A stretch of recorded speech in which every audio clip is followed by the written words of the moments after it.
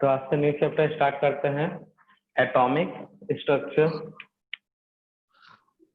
Mic mute कर लो बच्चा सब।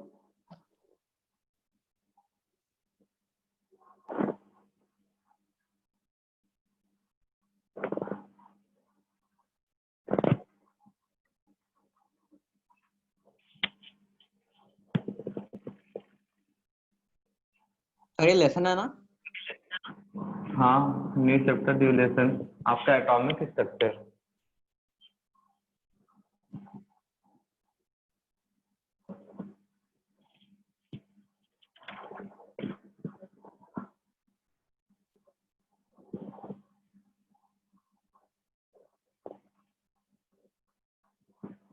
इस चैप्टर में हम डिस्कस क्या करने वाले हैं, पहले वो देख लेते हैं। एक छोटा सा इंट्रोडक्शन देखेंगे हम लोग। Let me in sir. हाँ, एटम का second,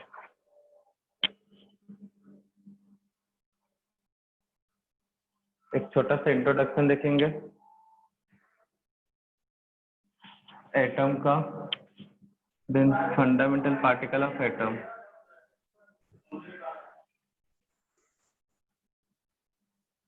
particle of atom.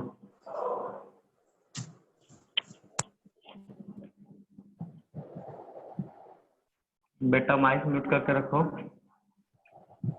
Calculation of fundamental particle, ये टॉपिक हो चुका है, फिर रिपीट होगा, ठीक है ना। इस स्मॉल कॉन्सेप्ट से पहले बताया था इनिशियल क्लास में। कैलकुलेशन ऑफ फंडामेंटल पार्टिकल, ये शॉर्ट में होगा थोड़ा सा, particle of atom.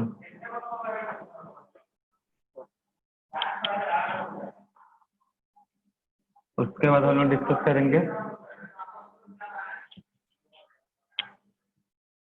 Atomic model. Atomic model में कुछ बेसिक चीजें जो आपने 9th में पढ़ा है उसको। एटॉमिक मॉडल में सबसे पहले डाल्टन इंट्रोडक्शन बस देखेंगे, डाल्टन। उसके बाद जे थॉमसन एटॉमिक मॉडल,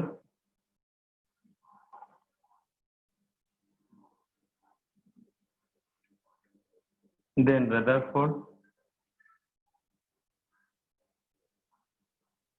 और उसका सबसे इम्पोर्टेंट बोर्ड्स एटॉमिक मॉडल।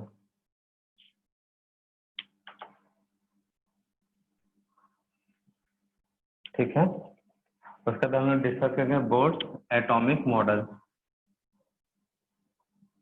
इस बोर्ड्स एटॉमिक मॉडल को ही पूरा कंटिन्यू करना, लेकिन इससे पहले एक छोटा सा टॉपिक डिस्कस करेंगे, प्लांक थ्योरी।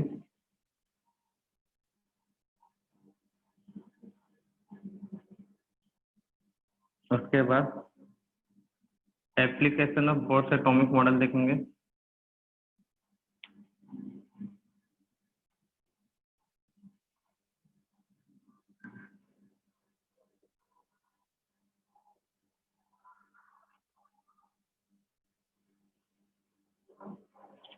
इम्पोर्टेंट टॉपिक है Bohr's atomic model, application of Bohr's atomic model.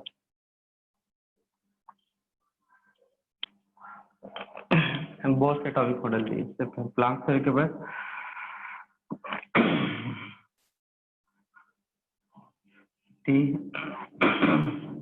D Broglie relationship,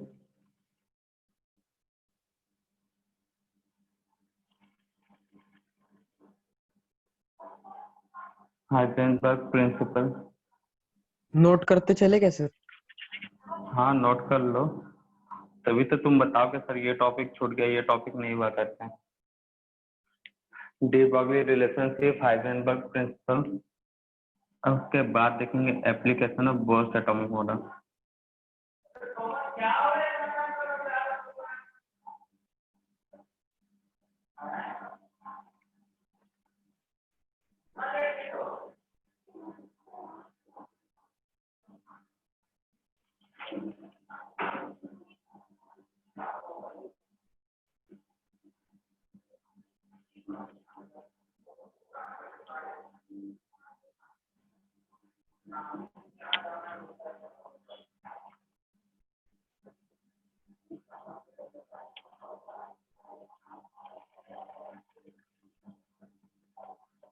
hydrogen spectrum,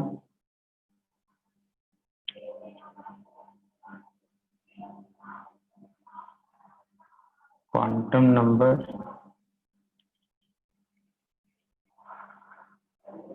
law of electronic complication, law of electronic complication. Mike mute करके रखो बेटा, माइक म्यूट करके रखो।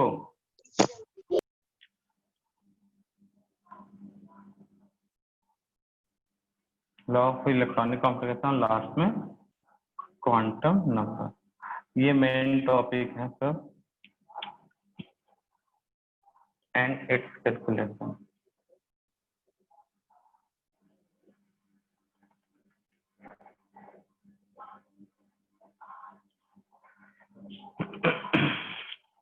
बस इतना सा देखना है इस चैप्टर में।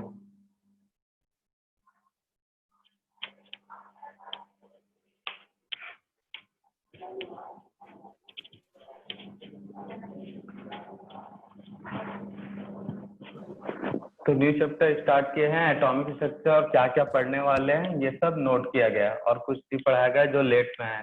बेटा तुम लोगों को टाइम पता नहीं रहता कितने बजे से क्लास स्टार्ट होती है?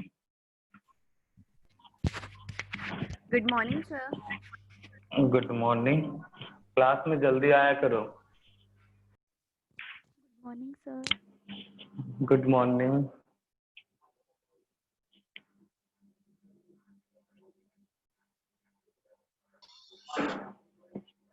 ये सब डिस्कस करने वाले हम लोग एटॉमिक स्ट्रक्चर में। तो स्टार्टिंग के इंट्रोडक्शन पार्ट और calculation of electron proton neutron ये सब बेटा मोबाइल से बोल रहे हो डायरेक्ट लाउड स्पीकर में खड़े होकर वहीं से बोले ताकि हमारे घर तक आवाज आ जाए।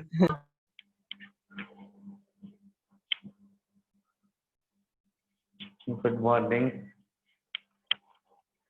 तुमको तो मोबाइल की जरूरत ही नहीं है, तुम सीधा बेफालतू का बैलेंस करवा रहे हो। छत पे खड़ा होकर बात कर लिया करो सबसे, जिसको बुलाना होता है छत से आवाज दे दिया करो।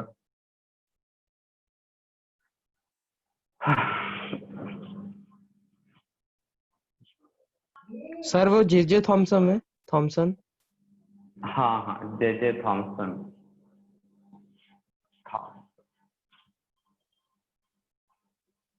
पढ़े होगे ना 9th में? No sir.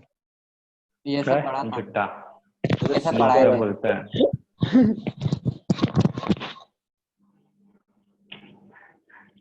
इसको पढ़ते हैं आगे पार्ट पीछे सपाट सलग दुनिया की। ये कम से कम ये तो पता होना चाहिए पढ़े हैं कि नहीं पढ़े हैं, सीधा नोट से।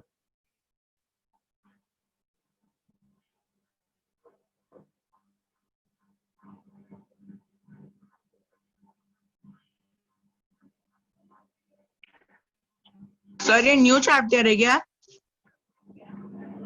हाँ न्यू है।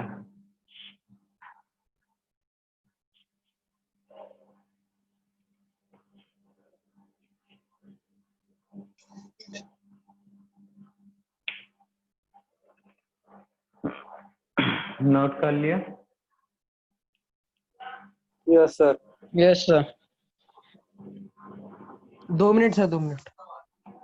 हेलो भाई, न्यू चैप्टर है, 2 मिनट का मौन धारण करवा रहे हो तुम न्यू चैप्टर में।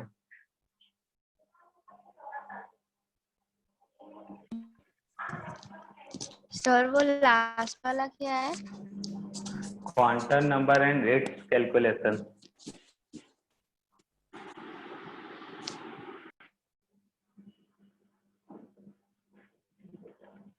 नोट कर लेना सब, स्क्रीनशॉट ले लो भैया जिनका नोट नहीं हुआ है, ठीक है ना।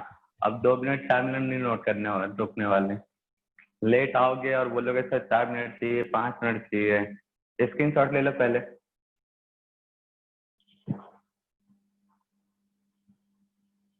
हो गया सर।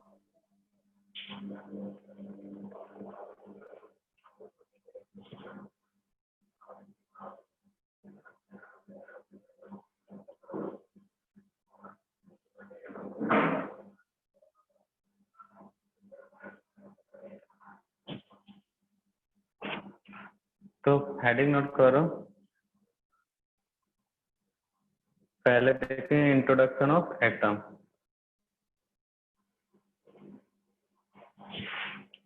तो बहुत पहले बता चुका भैया introduction of atom.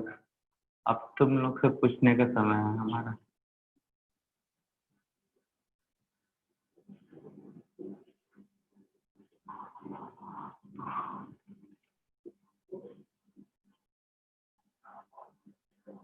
Introduction of atom.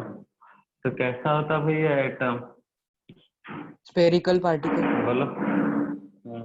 So it is a spherical It is particle. very good. तो फर्स्ट पॉइंट नोट करो। It is it is very tiny spherical particle.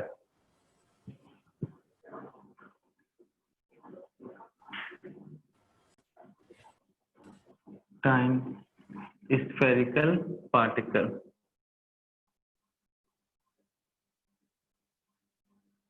ठीक है। सेकेंड पॉइंट और क्या बता सकते हैं एटम के बारे में? So Particle atom spherical consists है। of neutron, nucleus, proton, electron and shell. Note कर लो।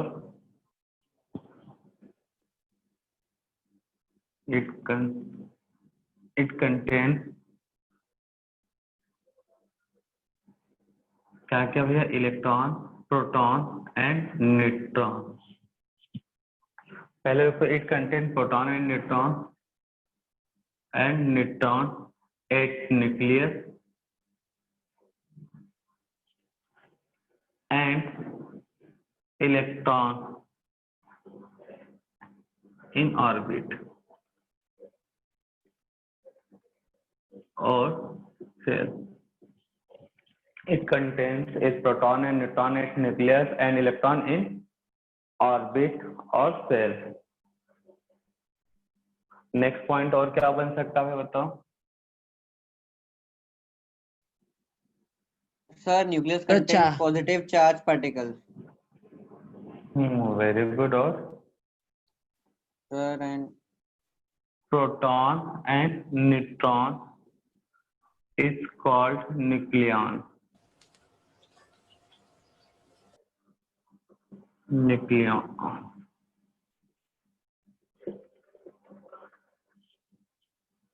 ठीक है ना? बस इतना था एटम के बारे में। तो एटम कैसा होता है? अच्छा, ऑर्बिट क्या होता है? ऑर्बिट क्या होता है भाई? sir बाउंड्री होती है यहाँ पे शेल की। हाँ, बाउंड्री होती है सेल की। कैसे डिफाइन करोगे बाउंड्री ऑफ सेल? लेकिन और डेफिनेशन जो थोड़ा सा अच्छा लगे, वो बाउंड्री किसके चारों तरफ होता है? इलेक्ट्रॉन के, प्रोटॉन के, न्यूट्रॉन के या न्यूक्लियस के? न्यूक्लियस के। न्यूक्लियस के। तो ये वर्ड Nucleus यूज के। करना पड़ेगा ना। द और ये बाउंड्री का शेप कैसा होता है? स्क्वायर होता है, Circular रेक्टेंगल path. होता है या सर्कुलर? सर्कुलर। हाँ, तो वो Circular तो path. सर्कुलर ठीक है ना। Circular. The circular path around to the nucleus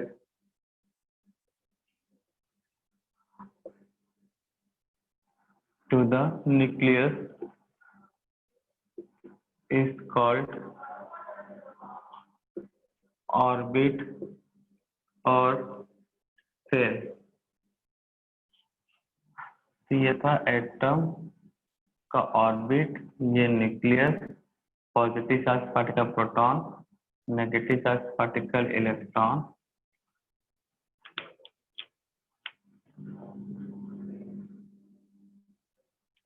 ये हमारा न्यूक्लियस। इस पार्टिकल को बोलेंगे प्रोटॉन। इस खाली स्पेस से negative zero charge particle neutron. ये कहलाएगा हमारा इलेक्ट्रॉन। और क्या था ये? ऑर्बिट। नोट कर लो। इलेक्ट्रॉन को हम E माइनस से रिप्रेजेंट करेंगे, प्रोटॉन को P प्लस से, न्यूट्रॉन को N नॉट से। ऑर्बिट और शेल के लिए N सिंबल।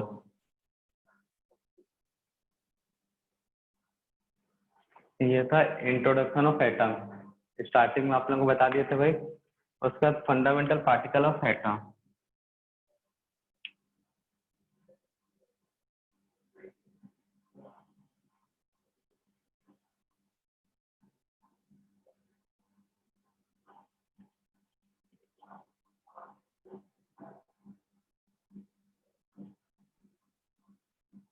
कौन कौन सा फंडामेंटल पार्टिकल थे भाई एटम का, बताओ।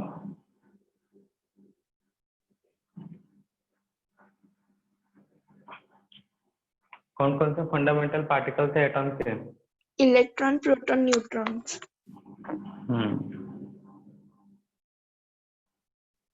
Electron, proton and neutron.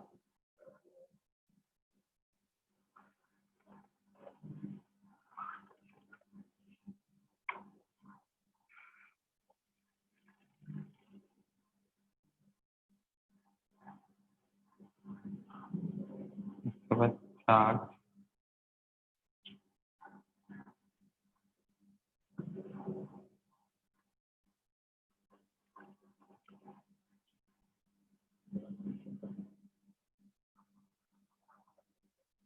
Discovered by, इस तरह से टेबल नोट कर लो। सर वो फर्स्ट वाला क्या है?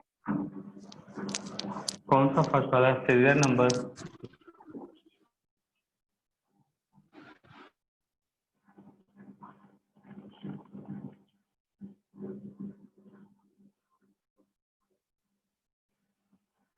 तो फर्स्ट पार्टिकल ले लेते हैं electron, second proton, neutron.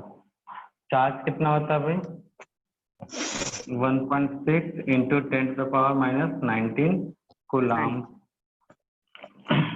1.6 into 10⁻⁻19 coulomb. तो फर्क क्या हुआ दोनों में? दोनों तो सेम दिख रहा है, क्या का फर्क था? Minus charge. ये मैग्नेटिक चार्ज का फर्क है। नेगेटिव और यहाँ पे पॉजिटिव मैग्नेटिक, मतलब चार्ज। यहाँ पे चार्ज क्या था? नेगेटिव, और ये पॉजिटिव, और यहाँ पे 0 चार्ज। उसके बाद क्या था भाई? मास को 9.1 इंटू 10⁻⁻31 kg डिस्कवर किसने किया था इसको? किसने किया था इलेक्ट्रॉन को discover? J Thomson. Very good. एक दो लोग को बस याद आ रहा है, बाकी लोग भूल गए। J Thomson. अच्छा, प्रोटॉन को किसने डिस्कवर किया था?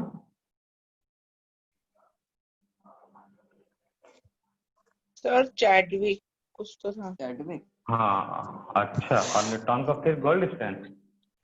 कुछ तो है, गोल्डस्टाइन। बस पूछ लो सर। सर से पूछ लो, लेकिन सर जब पूछे तब नहीं सर हमसे मत पूछो, हमको याद नहीं है।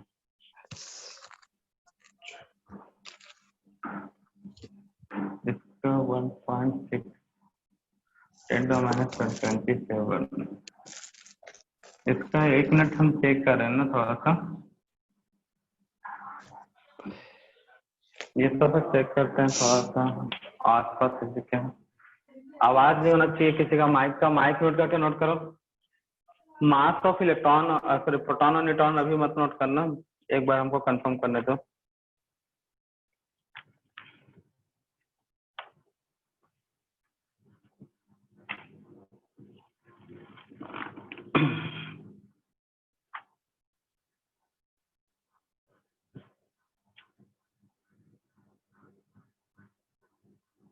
सर सही है। वही फिर भी कंफर्म करने दो, आस पास रहता है दोनों। न्यूट्रॉन का भी वही नोट कर लो, थोड़ा सा पॉइंट का फर्क होता चलेगा लेकिन। सर ठीक है ना? 1.6 है।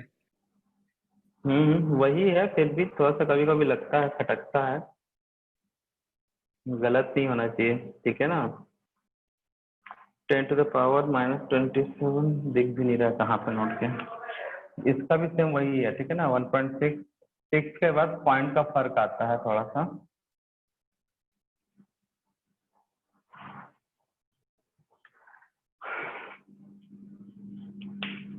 ये 3 लोग अभी भी वेटिंग में।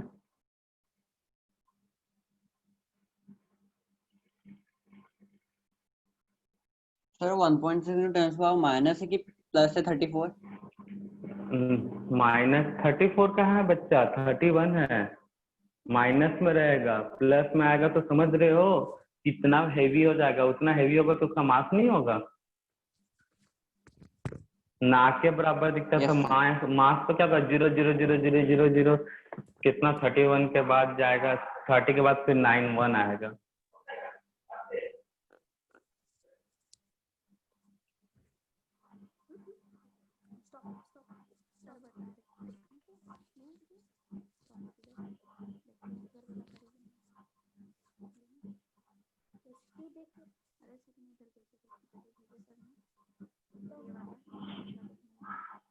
तो क्लियर है सबको? -31 है 10 की पावर में इलेक्ट्रॉन में, यहाँ पे 27 और ये दोनों का सेम होता है प्रोटॉन और न्यूट्रॉन का, ठीक है ना? सर वो मास 9.1 है ना? हाँ 9.1, ये 9.1 है, ये 1.6 है, ये भी 1.6, 10 की पावर में -27, वैसा ही मास होगा हो न्यूट्रॉन का। हाँ बट चार्ज अलग होता। इनके कैलकुलेशन का फॉर्मूला भी बताया था हमने, याद आ रहा है कुछ? Yes sir.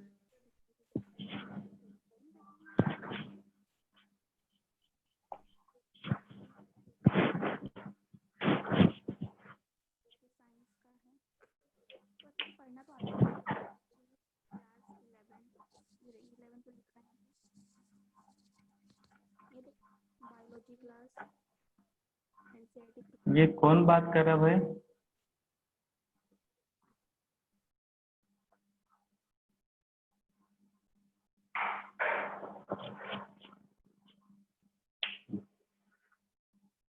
हेडिंग नोट कर लिए, मतलब हेडिंग बोलते हैं ये पूरा नोट कर लिए, fundamental particle of atom.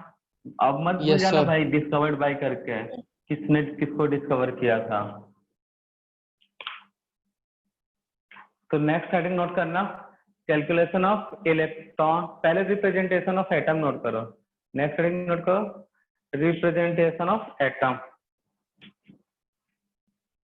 Next heading note करना, रिप्रेजेंटेशन ऑफ एटम। कैसे रिप्रेजेंट करते हैं भाई एटम को? सर एम जेड और एक्स। Very good. ये तो रिप्रेजेंटेशन, आपने पहले पढ़ा था ना? हाँ बेटा, हाँ तो ये एटॉमिक स्ट्रक्चर तो ये सब तो पढ़ेंगे ना डिटेल में। डिटेल में क्या, वहां पे भी डिटेल में हुआ था। अब कई लोग उस समय क्लास अटेंड किए होंगे कि नहीं किए होंगे, इसलिए फिर से देख लेते हैं क्या आ जाता है। तो कैसे रिप्रेजेंट किया जाता है? एक्स, नीचे कौन सा सिंबल रहेगा? जेड, और ऊपर कौन सा रहेगा? एम। एम। या फिर एम राइट साइड भी रह सकता है भाई। तो ये था रिप्रेजेंटेशन। फिर से पहले भी कराया गया है, अब भी वही करवाया जा रहा है, फिर भी पूछा जा रहा है लोगों से तो सर नहीं मालूम।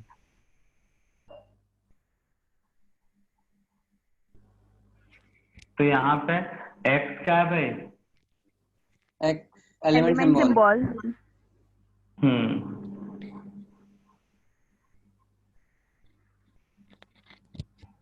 M atomic atomic mass. Mass. Atomic mass, और Z atomic number. Atomic number. Clear है यहाँ तक?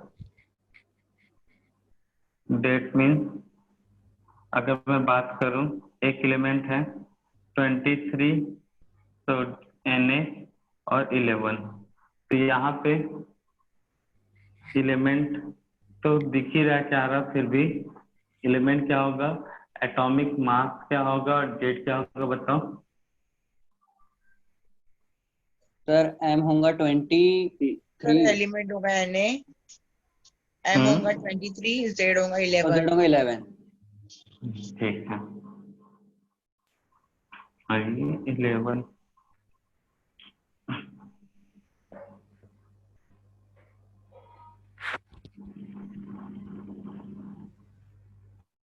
अब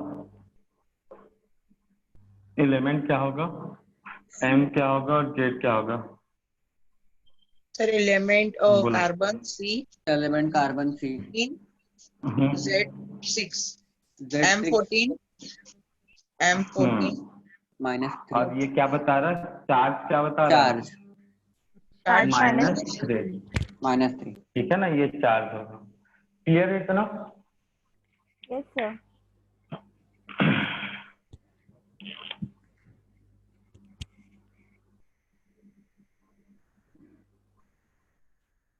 एटॉमिक मास 40, एटॉमिक नंबर 20,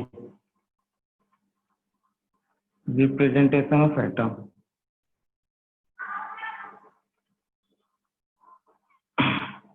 क्या होगा representation of atom? Calcium calcium calcium 40, element एक नहीं मालूम, लेकिन एटॉमिक नंबर 20 है, तो एलिमेंट कौन सा होगा? कैल्शियम। ठीक है ना, calcium 40। क्लियर है? नोट करो रिप्रेजेंटेशन ऑफ एटम।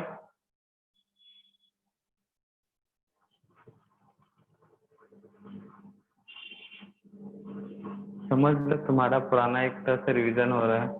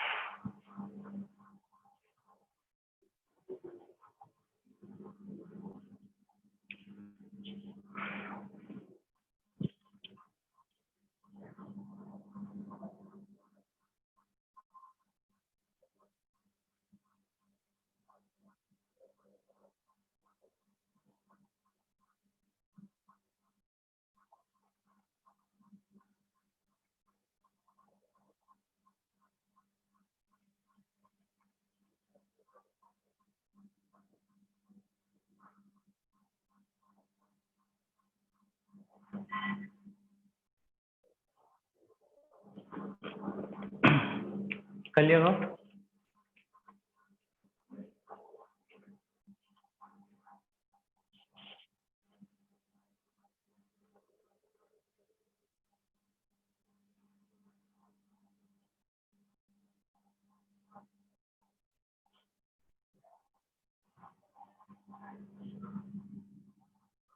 बच्चा नोट किए सब कोई? Yes sir yes sir next heading note करो, calculation of sir. Electron, proton and neutron. Sir ये तो पढ़ा है आपने। हद है, पढ़ाया आपने, पढ़ाया आपने, कितने बार बताओगे भाई, हम नहीं पढ़ाया तो हमको तो याद होगा ही ना। चल ठीक है, पढ़ाया ना, चलो बताओ। Number of electron, sorry Then- number of, रुको रुको अभी चुपचाप रहो। नंबर ऑफ प्रोटॉन, बेटा कॉपी का बिना पेज पलटाए बताना कितना होगा। Sun is equal to Atomic atomic number. Number. उसी को बताने दो भाई।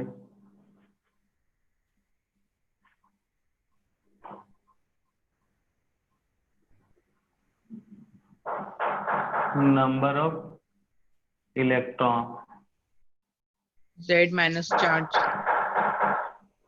Z minus charge.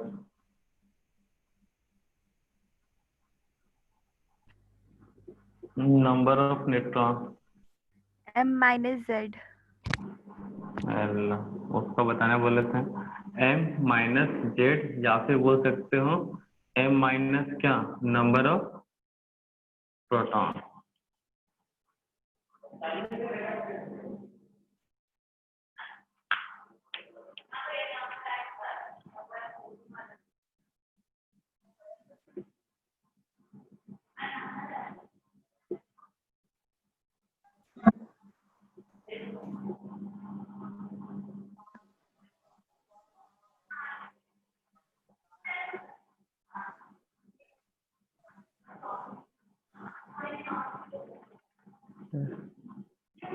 Question solve करो। Find out the number of electron, proton and neutron in sodium. Calcium 2+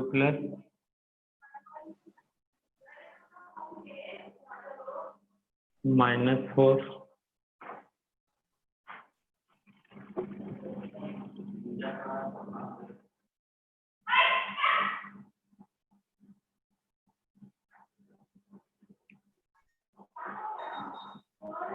CH4 CH3 CH4 plus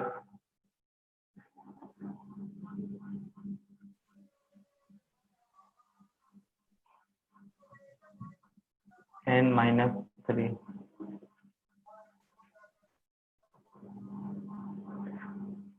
solve करो, बताओ आंसर क्या आएगा। नंबर ऑफ इलेक्ट्रॉन, पहले तो proton, electron, neutron, proton, electron, sir neutron. आपने atomic number नहीं लिखे। तो एटॉमिक नंबर देना पड़ेगा। एटॉमिक नंबर थोड़ी चेंज होता है, मास भले चेंज हो सकता है क्योंकि आइसोटोप हुआ तो। Yes sir. इसलिए हमने नहीं दिया।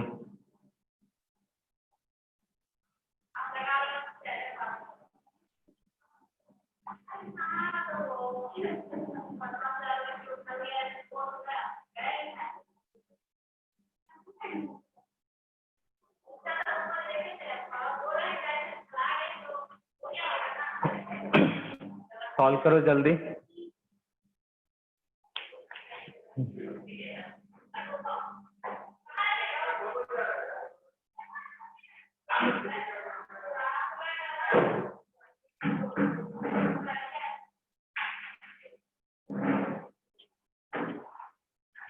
जो बोल रहे थे ना सर, हमने पढ़ा दिया है, आपने पढ़ा दिया है, तो उनसे पूछा जाएगा डी, ई और एफ के बारे में।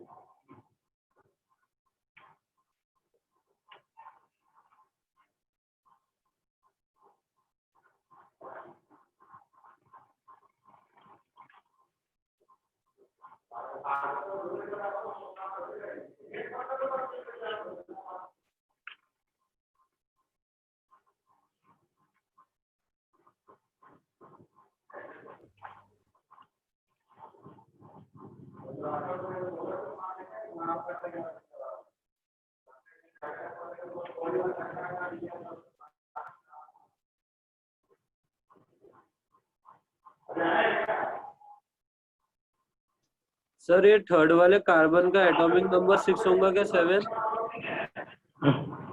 एटॉमिक नंबर तो कभी चेंज नहीं होता बच्चा, एटॉमिक मास चेंज होता है। तो एटॉमिक नंबर तो 6 ही लोगे।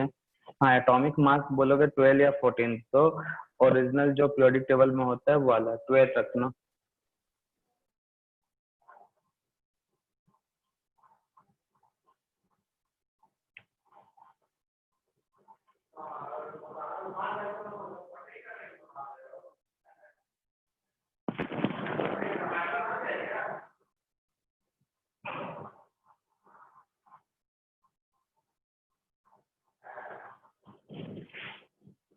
सर हो गए।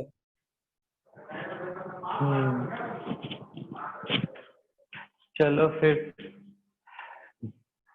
यहाँ पे जेड कितना है भाई? कितना है जेड सोडियम में 11, मास कितना है 23, तो प्रोटॉन कितना होगा भाई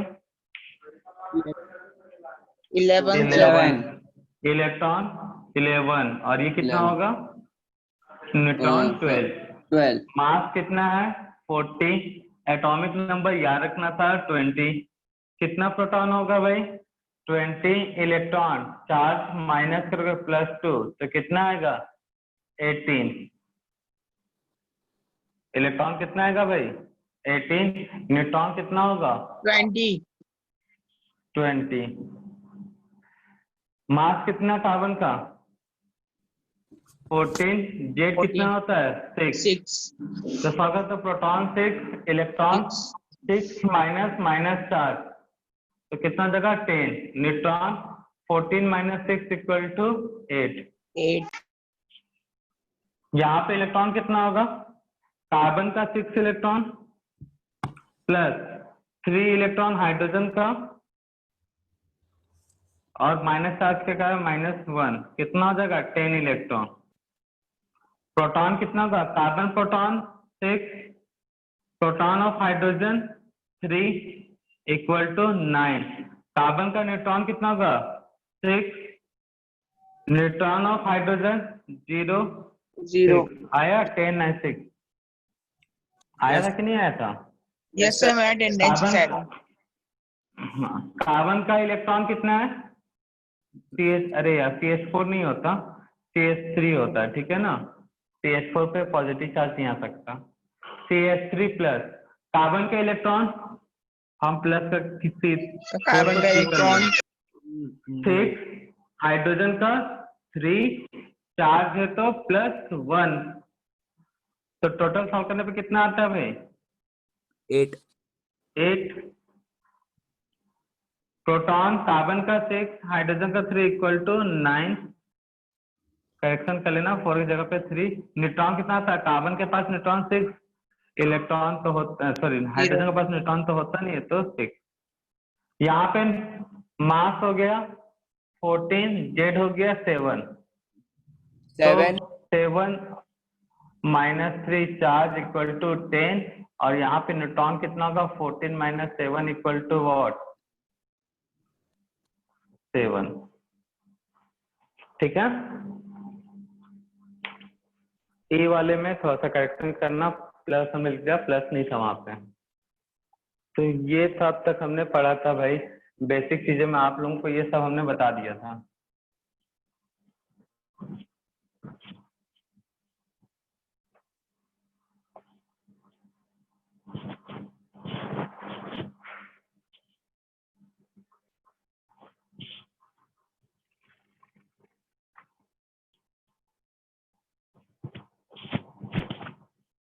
एनसीईआरटी टेक्स्ट बुक है यस सर है नहीं होगा तो पीडीएफ नेट से डाउनलोड करें, चैप्टर वाइज भी पीडीएफ मिल जाता है ठीक है ना, हम क्वेश्चन बोल रहे हैं ध्यान देना।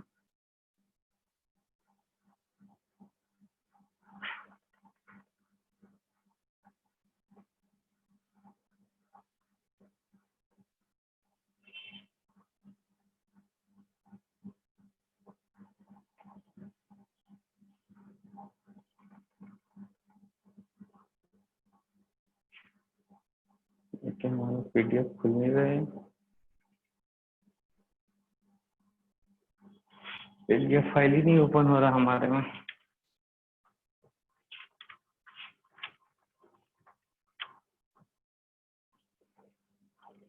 एनसीईआरटी में देखना प्रॉब्लम नंबर 2.1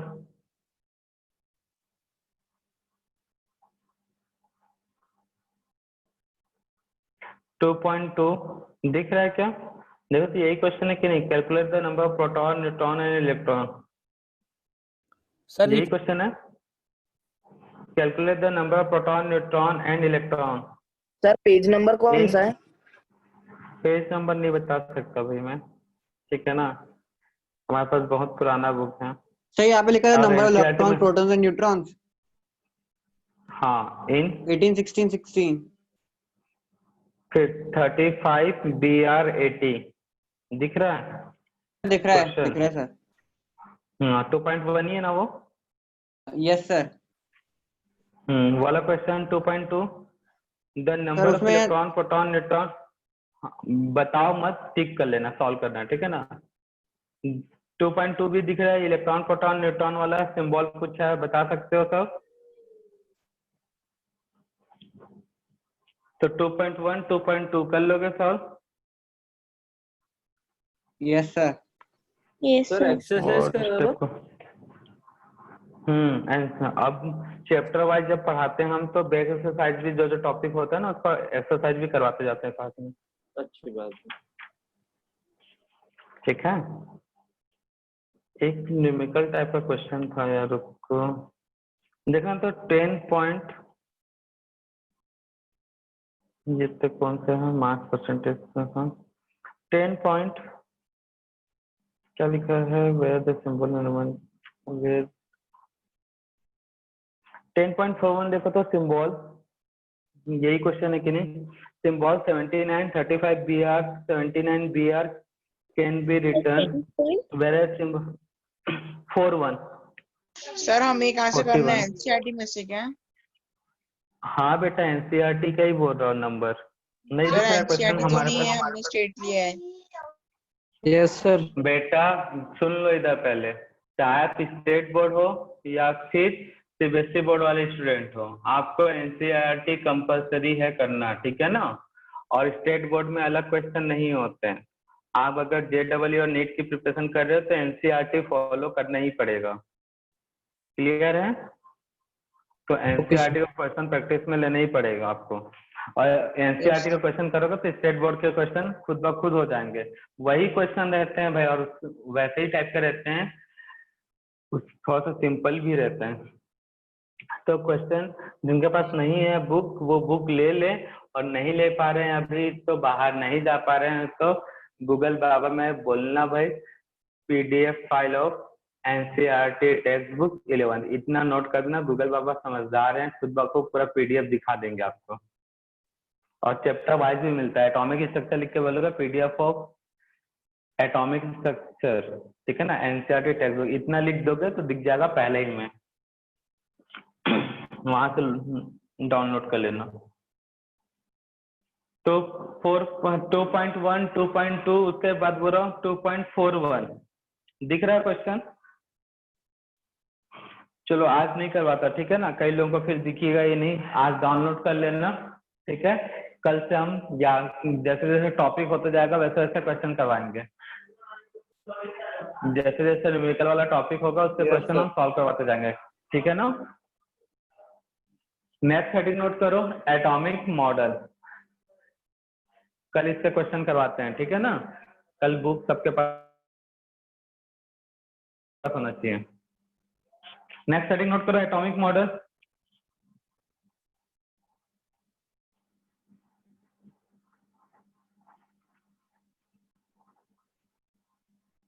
एटॉमिक मॉडल में सबसे पहले बचपन में पढ़ के आए थे एटम के बारे में, कौन सा मॉडल? Dalton atomic model. क्या था भाई डाल्टन एटॉमिक मॉडल?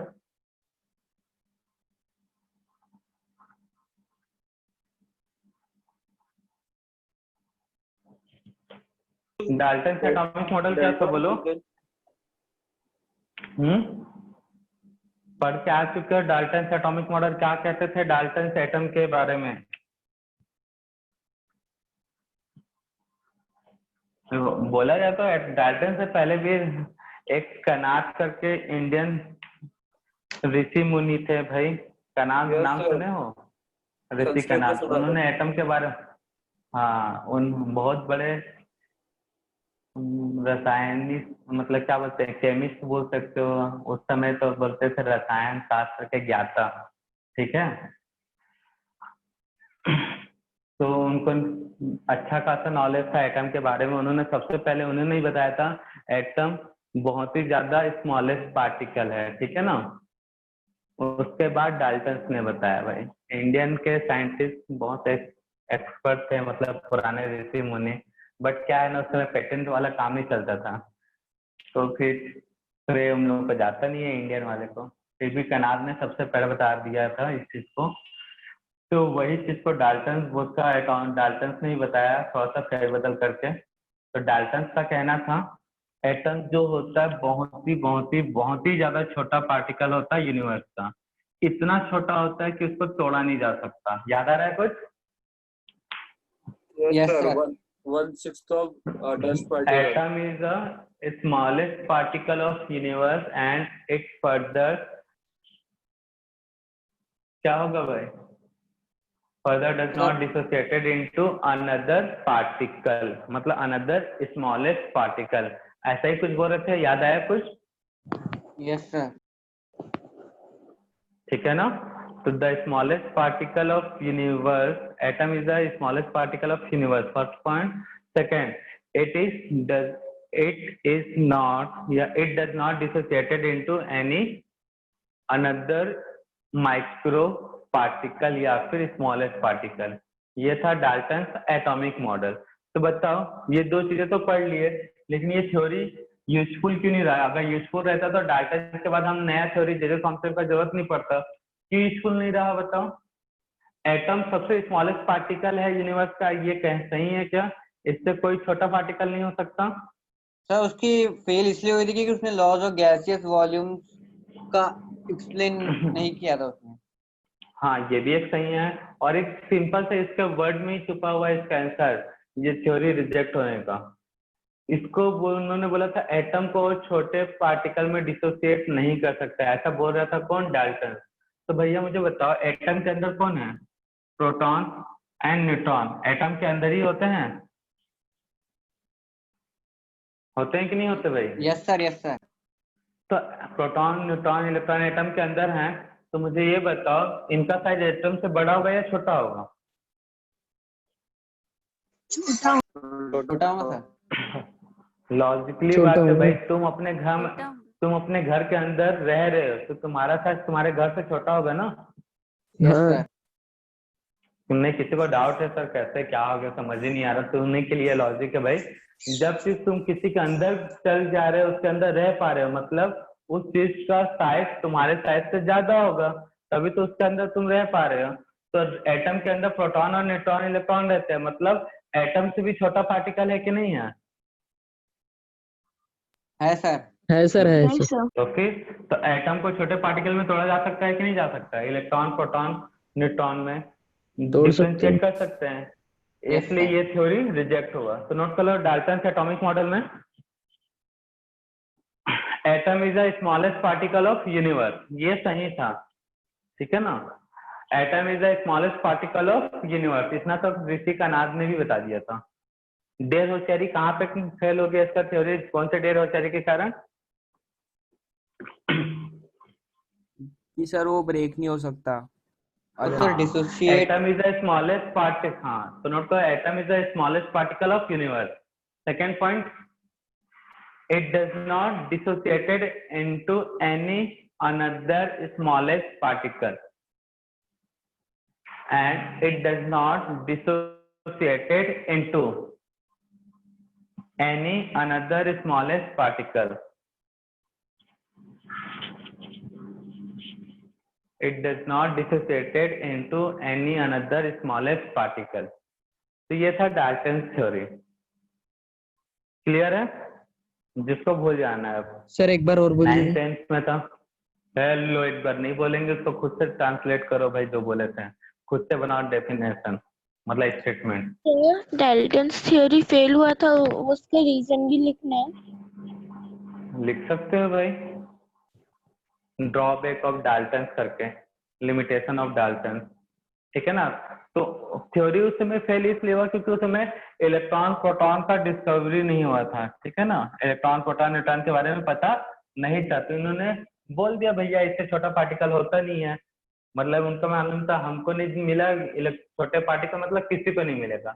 बाद में कुछ एक्सपेरिमेंट हुआ, कुछ ऑब्जर्वेशन देखा गया, तो उससे पता चला एटम के अंदर छोटे पार्टिकल भी होते हैं, इलेक्ट्रॉन प्रोटॉन न्यूट्रॉन, इसका ये थ्योरी फेल हो गया। तो क्लियर है? इनका कहना था it is smallest particle of universe. Second point, it does not dissociated into any another smallest particle, ये और भी छोटे पार्टिकल में नहीं टूट सकता, ये था स्टेटमेंट। तो बना लोगे स्टेटमेंट दोनों? Yes, sir. बनेगा कि नहीं बनेगा?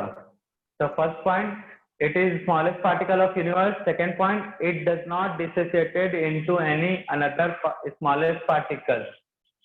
क्लियर है सभी को?